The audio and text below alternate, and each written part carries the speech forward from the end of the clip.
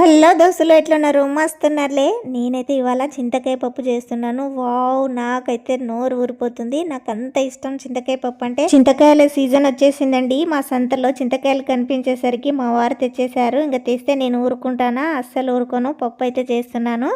దీనికోసమని కుక్కర్లో పప్పు తీసుకోవాలి. మనకి ఇష్టం ఉన్నంత పప్పు తీసుకొని వాటర్లో 2-3 సార్లు బాగా క్లీన్ చేసుకోవాలి. ఇలా క్లీన్ చేసిన తర్వాత ఎక్స్ట్రా వాటర్ పోసుకుని ఇందులో పచ్చిమిర్చి, ఉల్లిపాయలు, జీలకర్ర, పసుపు వేసి స్టవ్ మీద పెట్టి 2 విజిల్స్ వచ్చేదాకా ఉడికించుకోవాలండి. ఈలోపు చింతకాయలని బాగా క్లీన్ చేసుకొని ఎక్స్ట్రా వాటర్ పోసి స్టవ్ మీద పెట్టి ఉడికించుకోవాలి చింతకాయలు ఉడికిన తర్వాత పక్కకు పెట్టేసి బాగా చల్లారనివ్వాలి. ఈలోపు కుక్కర్లో పప్పు కూడా రెడీ అయిపోయిందండి. 2 విజిల్స్ వచ్చేసాయి, రెడీ అయిపోయింది. విజిల్ తీసేసి పప్పునైతే ఇందులో ఉన్న ఎక్స్ట్రా వాటర్ తీసేసి కాస్త సాల్ట్ వేసి రుబ్బుకోవాలి. రుబ్బిన తర్వాత ఇప్పుడు ఇందులో చింతకాయ రసం వేసుకోవాలి. మీకు పులుపును తగినంత వేసుకోవాలంటే మీరు ఎంత పులుపు తింటారనేది దాన్ని బట్టి వేసుకోవాలండి. నాకైతే పులుపు అంటే మహా ఇష్టం. నాతో పాటు మిగతా వాళ్ళు కూడా తినలేక చేస్తారు అప్పుడప్పుడు. కాబట్టి మ్యాక్సిమం నేను సపరేట్గా అయితే చేసుకుంటాను పప్పు. చింతకాయల సీజన్ వచ్చినప్పుడు వాళ్ళకి నచ్చినట్టుగా వాళ్ళకి చేసి నా కోసమని సపరేట్ పులుపు అయితే కలుపుకుంటాను.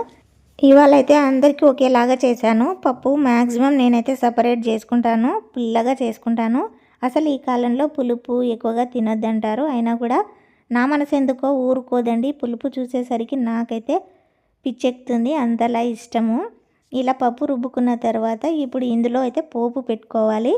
పోపు కోసం స్టవ్ మీద బాండి పెట్టుకొని ఆయిల్ వేసుకొని అందులో జీలకర్ర, ఆవాలు, వెల్లుల్లి రెబ్బలు, ఎండుమిర్చి, కొద్దిగా కరివేపాకు వేసుకొని ఫ్రై చేయాలి.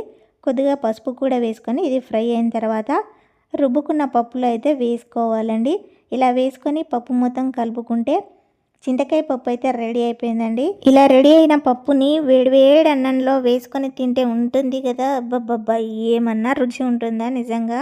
స్టార్టింగ్ చింతకాయలు వచ్చినప్పుడు సీజన్లో చేసుకుంటే టేస్టే వేరే ఉంటుందబ్బా, చాలా బాగుంటుంది. మీరు ట్రై చేయండి. నిజంగా మీకు చాలామందికి తెలిసే ఉంటుంది.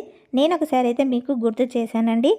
నా వీడియో నచ్చిందని అనుకుంటున్నాను. ఇంకెందుకు ఆలస్యం, మరి ఒక లైక్ కొట్టి షేర్ చేసి సబ్స్క్రైబ్ చేసుకోండి. మీలో ఇంకా ఎవరైనా నా ఛానల్ సబ్స్క్రైబ్ చేయని వాళ్ళు ఉంటే ఖచ్చితంగా సబ్స్క్రైబ్ చేయండి. పక్కనే ఉన్న బెల్ ఐకాన్ ప్రెస్ చేస్తే నా నోటిఫికేషన్ ముందుగానే మీకు వచ్చేస్తుంది. ఓకేనా ఫ్రెండ్స్, నెక్స్ట్ వీడియోలో మళ్ళీ కలుద్దాం. Thank you for watching. Bye bye.